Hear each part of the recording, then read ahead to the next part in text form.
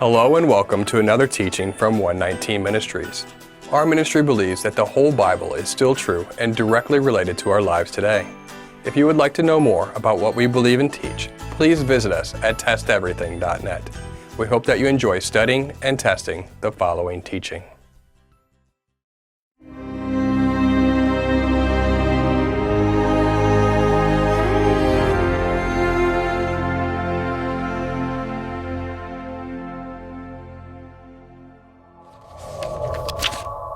When believers begin to learn that the law of God, the Torah, is still valid for believers today, and that neither the Messiah nor the apostles taught that any part of it was done away with, some common questions tend to arise.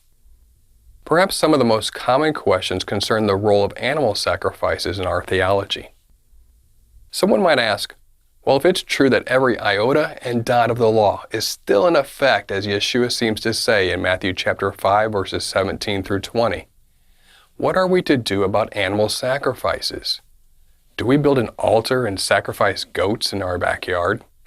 In a practical sense, that's certainly the most relevant issue as it concerns the keeping of the Torah. How do we keep those aspects of God's Torah today?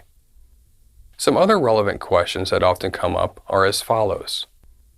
What is the purpose of animal sacrifices anyway? Are animal sacrifices going to occur when the Messiah returns, as several passages in the Bible seem to suggest? If so, how do we view them in light of Yeshua's death, which the New Testament describes as the ultimate sacrifice for our sins? Finally, what does all of this really have to do with sin, forgiveness, atonement, and the gospel? Thankfully, the Bible has answers to these important questions. We'll explore these questions throughout this teaching and present some answers that will hopefully help you get a clearer understanding of this fascinating topic. After that, we'll unpack the role that animal sacrifices play in our faith today. Before we begin, while it's unfortunate, you've likely noticed that this topic is often neglected within modern Christianity.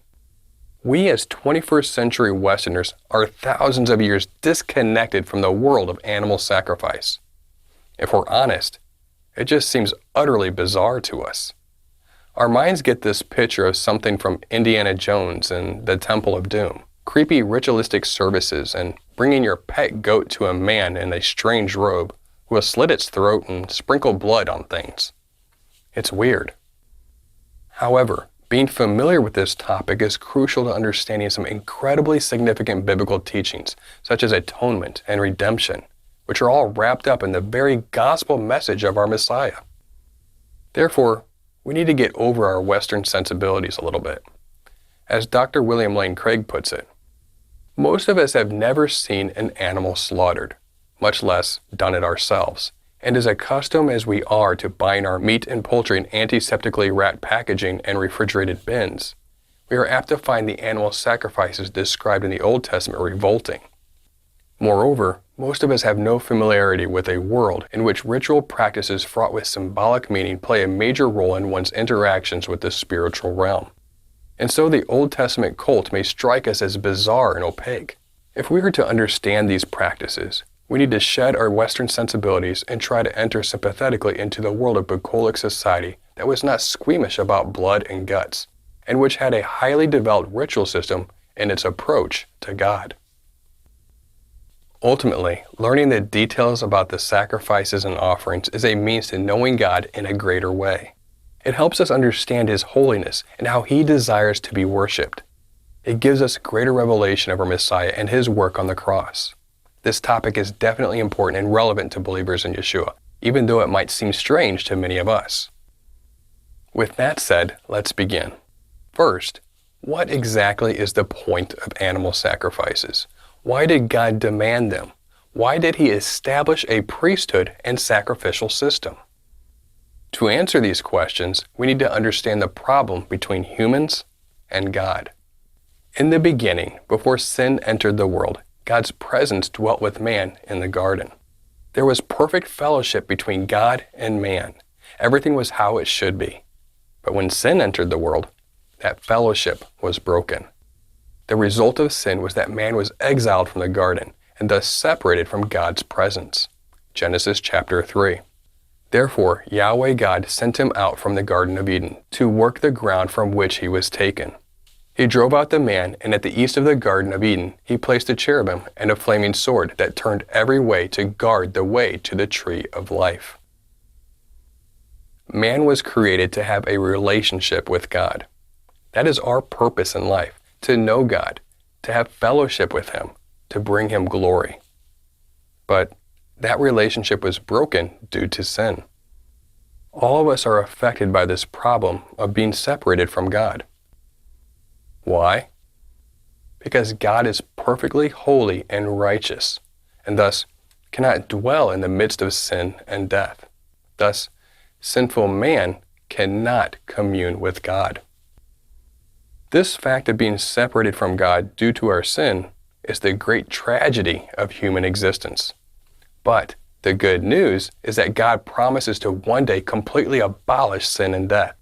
There will be a new heaven and new earth, and God's presence will once again overtake the earth as it was in the Garden of Eden, as it says at the end of Revelation 21. And I heard a loud voice from the throne saying, Behold, the dwelling place of God is with man. He will dwell with them, and they will be His people, and God Himself will be with them as their God. Interestingly, Revelation goes on to say that there actually won't be a temple in the New Jerusalem. In the previous chapter, we learn that all evil and sin and death will be abolished and swallowed up in the lake of fire. Therefore, there won't be a need for a physical temple or tabernacle to house God's presence on earth. However, until that time in the future, there's a need for one. Why? It goes back to the main reason man was separated from God's presence to begin with: sin and death. Simply put, God is holy, and His presence cannot dwell in the midst of sin and death. It would be a contradiction, logically impossible. Holiness and life cannot exist in the same place as sin and death. So the tabernacle and temple became the boundaries between the holy and the common, clean and unclean, life and death. The purpose of the tabernacle and temple was so that God could dwell in the midst of His people and have fellowship with them. But why the need for animal sacrifices? Well, after the tabernacle was constructed and the glory of Yahweh filled it, we still see that nobody could commune with the presence of God. Exodus chapter 40. Then the cloud covered the tent of meeting, and the glory of Yahweh filled the tabernacle. And Moses was not able to enter the tent of meeting because the cloud settled on it, and the glory of Yahweh filled the tabernacle. So while the presence of God dwelled within the tabernacle on earth, something more was required for man to be able to commune with God. Leviticus tells us what that is. Leviticus chapter 1, verse 2. Speak to the people of Israel and say to them, When any one of you brings an offering to Yahweh, you shall bring your offering of livestock from the herd or from the flock. This brings us right back to where we started.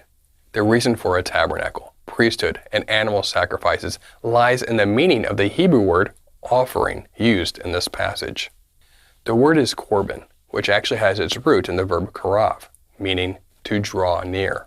That's ultimately the point of the offerings, to draw near to God. It all goes back to having a relationship with God, encountering His presence on earth.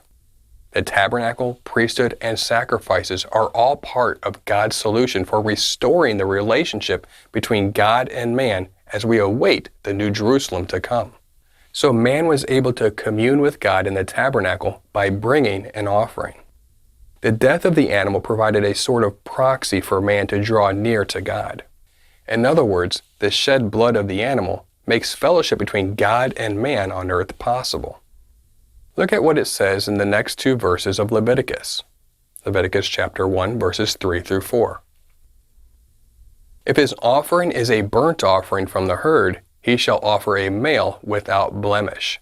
He shall bring it to the entrance of the tent of meeting, that he may be accepted before Yahweh. He shall lay his hand on the head of the burnt offering, and it shall be accepted for him to make atonement for him.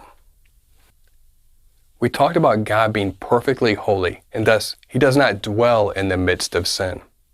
For Israel, it was serious and risky business to have a holy God dwell in the midst of sinful man. In fact, approaching God carelessly resulted in death, as we see with Aaron's two sons, Nadab and Abihu, found in Leviticus 10. We see this again in God's threat to leave Israel after the golden calf incident. Exodus chapter 33. Go up to a land flowing with milk and honey, but I will not go up among you, lest I consume you on the way, for you are a stiff-necked people. When the people heard this disastrous word, they mourned, and no one put on his ornaments. For Yahweh had said to Moses, Say to the people of Israel, You are a stiff-necked people. For if a single moment I should go up among you, I would consume you. So now, take off your ornaments, that I may know what to do with you. In this passage, God said he would still allow Israel to possess the land that he promised Abraham, despite the golden calf incident.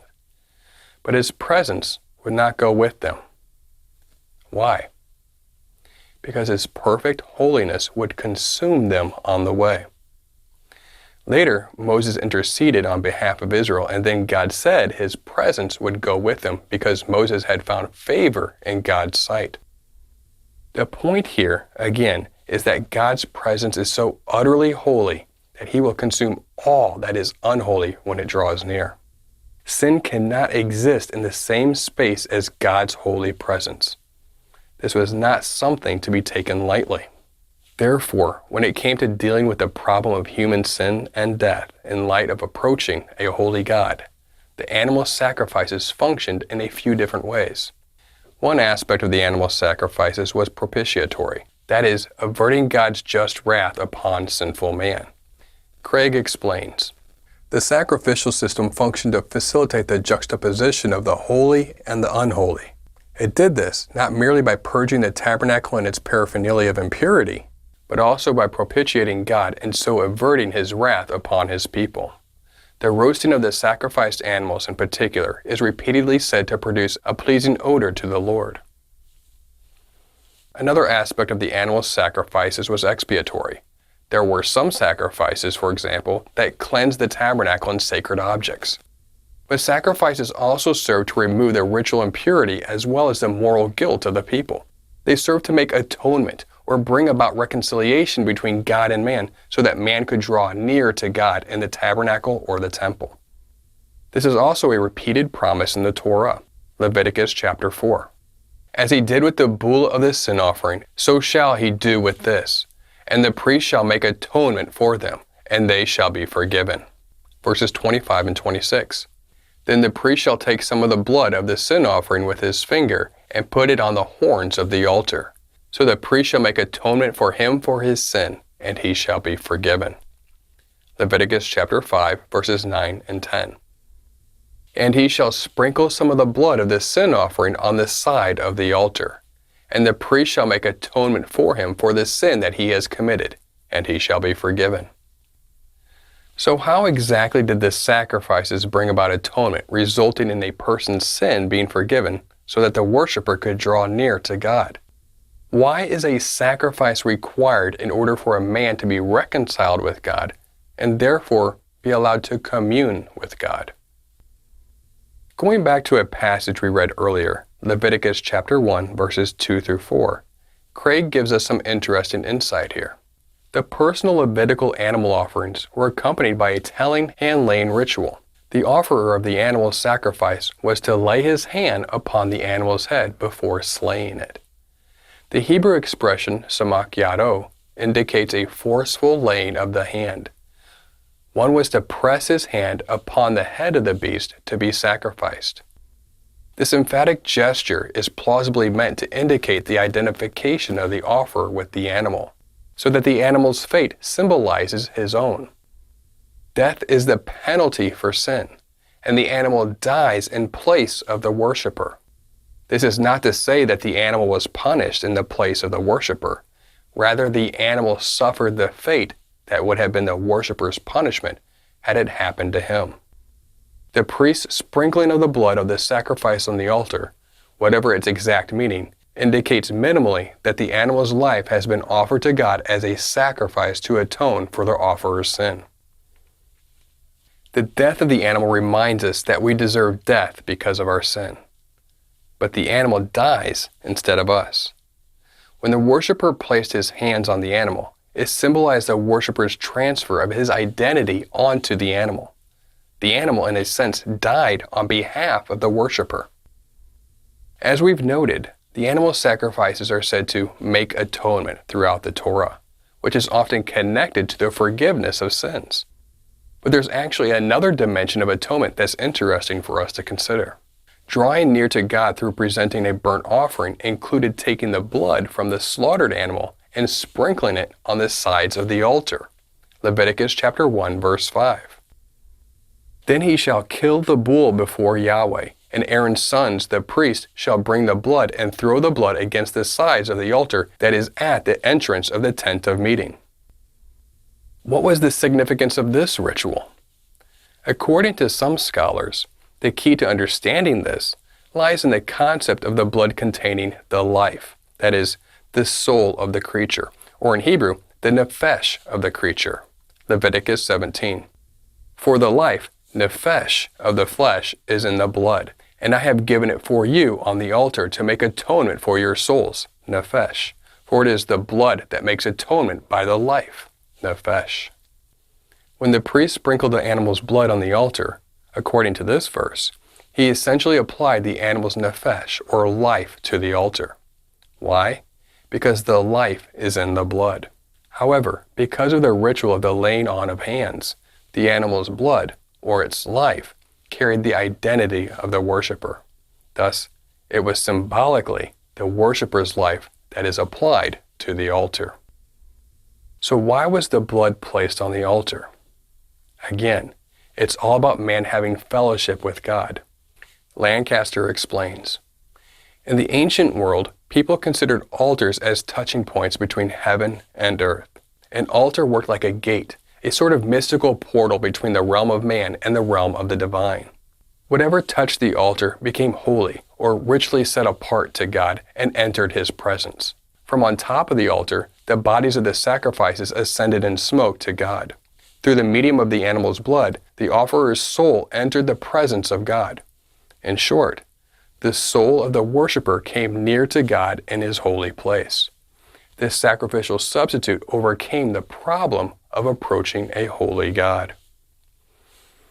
Now that we have an idea of the purpose of the animal sacrifices, we can move on to see how they might apply in light of the New Testament.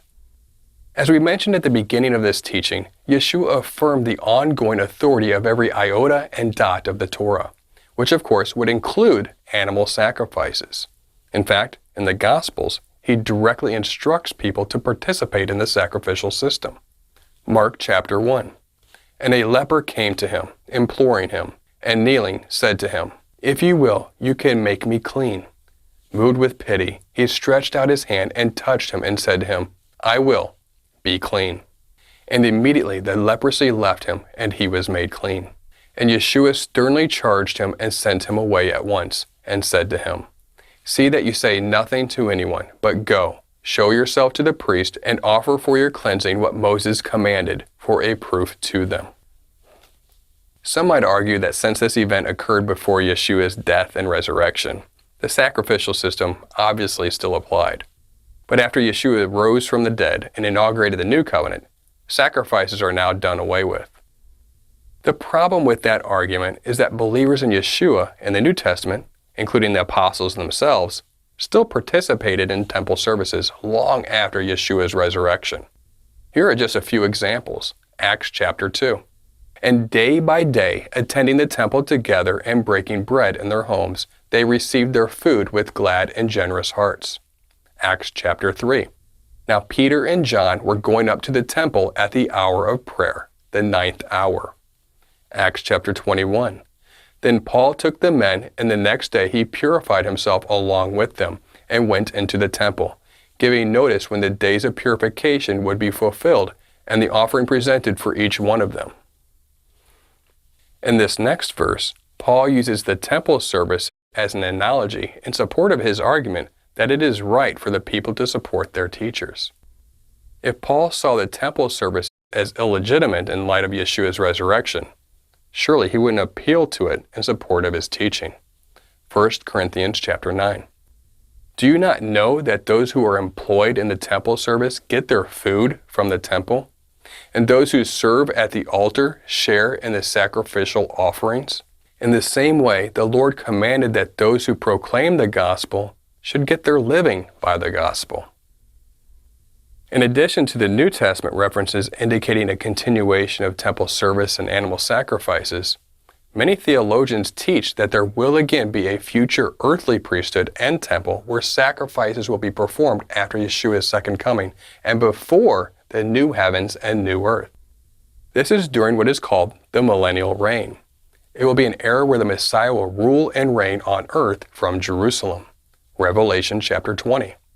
Then I saw thrones, and seated on them were those to whom the authority to judge was committed. Also I saw the souls of those who had been beheaded for the testimony of Yeshua and for the word of God, and those who had not worshipped the beast or its image and had not received its mark on their foreheads or their hands. They came to life and reigned with Christ for 1,000 years.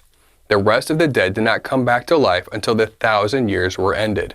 This is the first resurrection. Blessed and holy is the one who shares in the first resurrection. Over such the second death has no power, but they will be priests of God and of Christ, and they will reign with him for 1,000 years. Theologians have identified this future period of 1,000 years when Yeshua will reign on earth to be the same world to come prophesied about throughout the Tanakh. In the passages discussing this world to come, there are several references to an earthly priesthood and a new glorious temple that will be rebuilt. And these passages even detail some of the animal sacrifices that will take place. Here is a list of passages within the context of the millennial reign that discuss animal sacrifices. Verses from Ezekiel, Isaiah, Jeremiah, Zechariah, and Malachi. In addition to the passages in the New Testament that indicate a continuation of animal sacrifice, as well as the passages throughout the Tanakh indicating that animal sacrifices will be performed in the future, there's this interesting passage in Jeremiah that is often overlooked. Jeremiah 33. Thus says Yahweh, if you can break my covenant with the day and my covenant with the night, so that day and night will not come at their appointed time, then also my covenant with David my servant may be broken, so that he shall not have a son to reign on his throne, and my covenant with the Levitical priests, my ministers. As the host of heaven cannot be numbered and the sands of the sea cannot be measured, so I will multiply the offspring of David my servant, and the Levitical priests who minister to me. In this passage, God declares that his covenant with the Levitical priesthood can never be broken. His covenant with them and David is as absolute as the reliability of day and night. If we doubt the validity of the Levitical priesthood according to Jeremiah, we must also doubt the validity of God's promise to David to bring the Messiah who will reign from his line. Obviously, that would be very problematic. God keeps his promises. All we need to do is look outside to see that day and night still come. Therefore, the Levitical priesthood has not been abolished. Having established that, how do we make sense of the ongoing validity of animal sacrifices in light of the New Testament teaching regarding the Messiah? Do animal sacrifices somehow take away from the value of the Messiah's sacrifice? The key to resolving this apparent dilemma is by recognizing that it is only through the Messiah's death that our sins are forgiven. Hebrews chapter 10. And by that will we have been sanctified through the offering of the body of Yeshua the Messiah, once for all. And every priest stands daily at his service, offering repeatedly the same sacrifices which can never take away sins. But when Christ had offered for all time a single sacrifice for sins, he sat down at the right hand of God. Did you catch that? The author of Hebrews states that animal sacrifices could never take away sins. It's the Messiah's sacrifice that takes away sin. This is even clearer earlier in Hebrews. Hebrews 10 verses 1 through 4. For since the law has but a shadow of the good things to come, instead of the true form of these realities, it can never, by the same sacrifices that are continually offered every year, make perfect those who draw near. Otherwise, would they not have ceased to be offered, since the worshippers, having once been cleansed, would no longer have any consciousness of sins.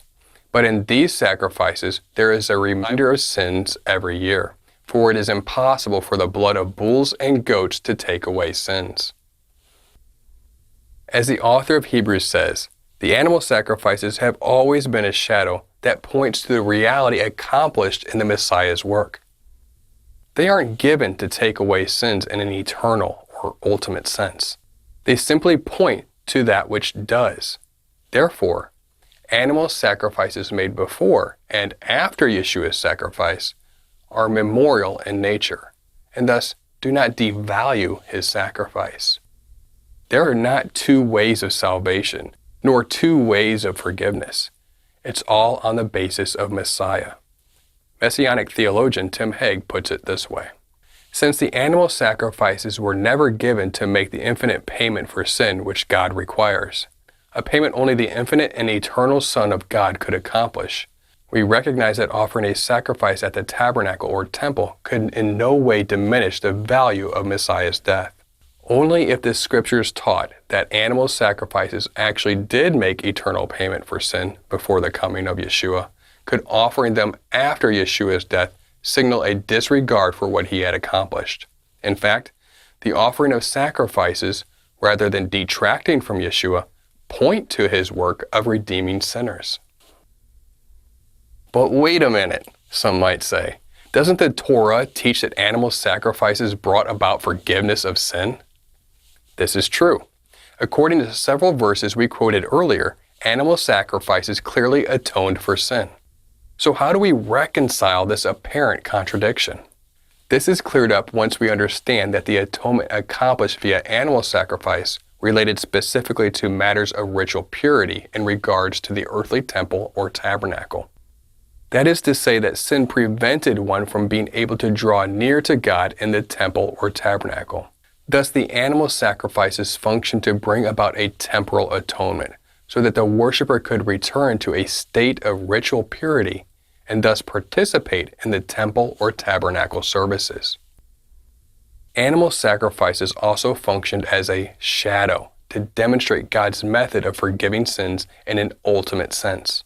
That is, the innocent paying the price for the guilty.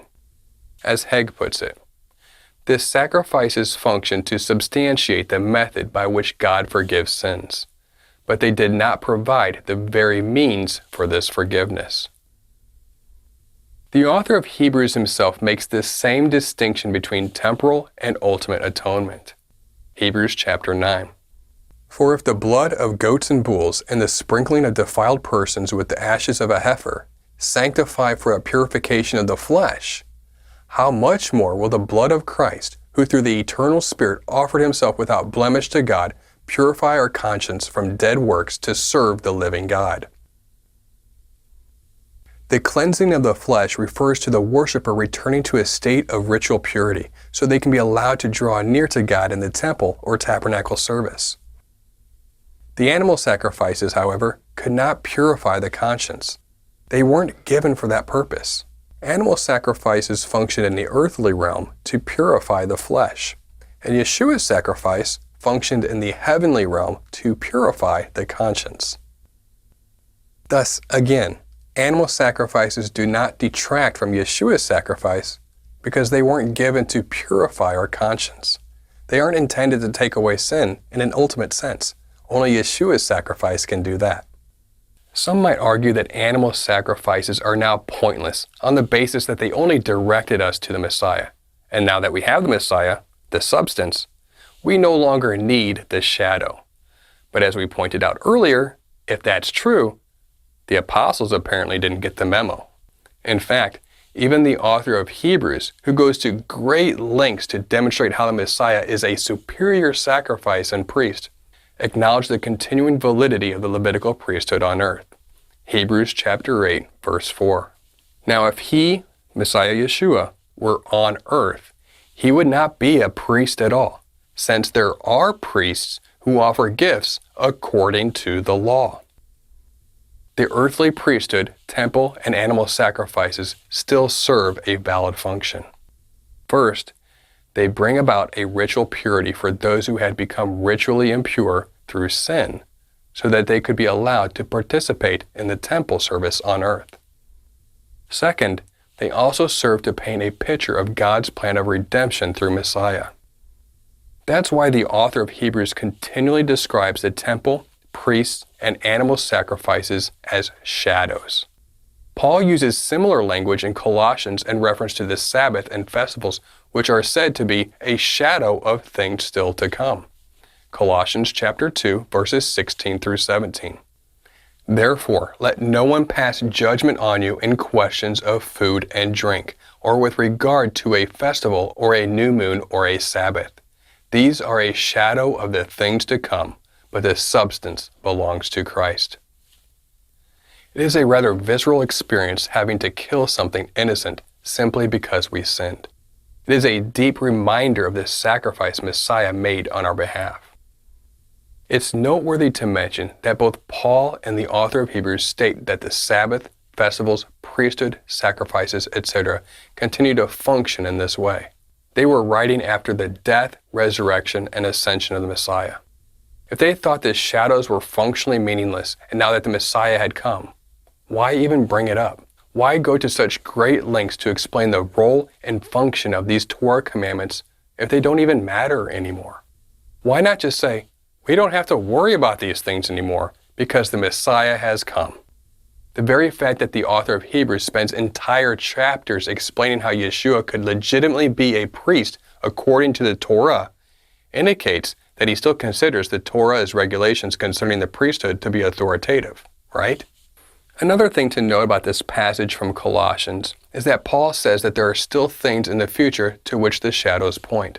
Thus, not only do the shadows point back to Yeshua's death and resurrection, but they point forward still to Yeshua's future reign and the restoration of all things. Thus, the argument, we've already have this substance, we don't need this shadow anymore, is based on a false premise. According to Paul, the full substance has not yet arrived. For more on this, we recommend our teaching Colossians 2.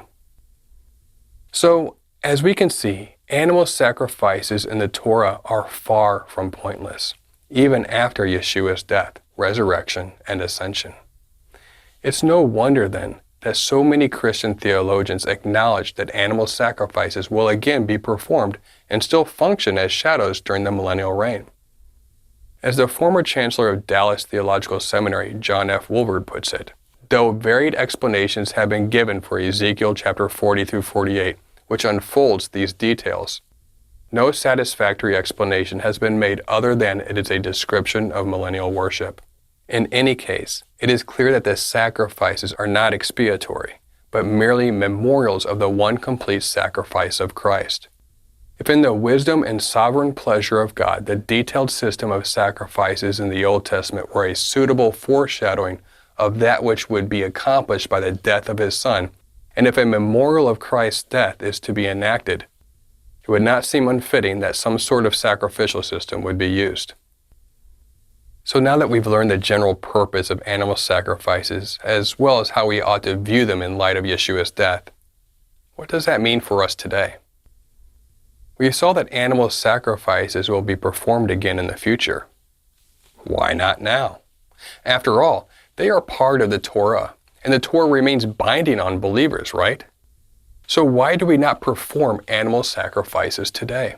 First, as we hope we have made clear, we believe animal sacrifices have not been abolished. There is no indication in the New Testament that they've been abolished or made void.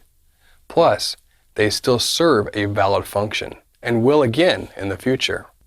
So the reason we don't do animal sacrifices today is not because they've been abolished. The answer is simply this. We are not able to keep these aspects of the Torah the way God said to keep them right now. Here are a few points to consider. First, we are commanded to sacrifice only in Jerusalem, the place where Yahweh placed his name. Deuteronomy chapter 12. Take care that you do not offer your burnt offerings at any place that you see, but at the place Yahweh will choose in one of your tribes. There you shall offer your burnt offerings, and there you shall do all that I am commanding you. these commandments are to be facilitated by the Levites within a working temple or tabernacle in Jerusalem. Since there is no temple or tabernacle in Jerusalem and no functioning Levitical priesthood to facilitate carrying out such commandments, there's simply no way to keep them. To use an analogy, the driving laws in the United States only apply to drivers. If you don't have a driver's license, you cannot keep the laws concerning speed limits, stop signs, etc. In fact, if you attempt to drive illegally, that is, without a license, you would be a lawbreaker, even if you drove below the speed limit and stopped at the stop signs. So, in this way, by not driving, you are obeying the law. It's the same way with the animal sacrifices. The entire framework for keeping the commandments doesn't exist right now. Forget the fact that we aren't licensed. We don't even have a car. There isn't even a road to drive on right now. Do you get the picture? By not doing sacrifices without a temple, you are in fact obeying the law of God. The Torah commands us not to do sacrifices our own way. It does require a tabernacle or temple with a functioning priesthood. So, by not doing sacrifices in the absence of a temple and functioning priesthood, one is actually obeying the Torah. So, what do we do? Well, the sacrificial system and Levitical priesthood will be reestablished during the millennial reign, after the Messiah's coming. So in the meantime, we do our best to keep the parts of the Torah we're able to keep while anticipating the day we can observe the Torah more fully. For more on this, we might suggest our blog post, What Do I Do? Our situation today is really no different than when Israel was in exile in Babylon. The fact that they couldn't keep the commandments pertaining to the sacrificial system didn't nullify the commandments. It just meant that those commandments were on pause until they could return to the land, rebuild the temple, and start keeping them again. In conclusion, animal sacrifices are all about having a relationship with God on earth through the temple service. In addition to bringing about ritual purity, they teach us about the holiness of God and are also a foreshadow of God's plan of redemption through Messiah. They haven't been done away with. There's no way to perform them right now due to the fact that there's no temple in Jerusalem, but they will be reestablished during the millennial reign. Finally, animal sacrifices do not detract from Yeshua's sacrifice because they were never given to accomplish that which only Yeshua's work on the cross could accomplish. We hope that this introductory teaching helps with understanding some of the basic and common questions surrounding this subject. We pray that you've been blessed by this teaching, and remember, continue to test everything. Shalom.